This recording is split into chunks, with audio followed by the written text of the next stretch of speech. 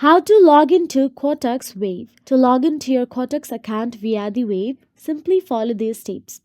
First of all, open your any preferred web browser and navigate to the Quotex login page.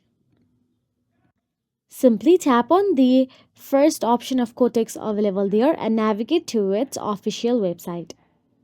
Now there you can see login option available at the top right corner of your screen. Tap on it and navigate to the login section. Now, once inside the login section, you can simply continue with the Google or Facebook if you have logged in using the Google Facebook account. Or else, you can type down the email address and password registered for your Quotex account and click on the sign in button to access your account. So as you can see, I'm continuing with my Google since my account was linked with Google account. So that is it. If you found this video helpful, please like, share and subscribe, and thank you so much for watching.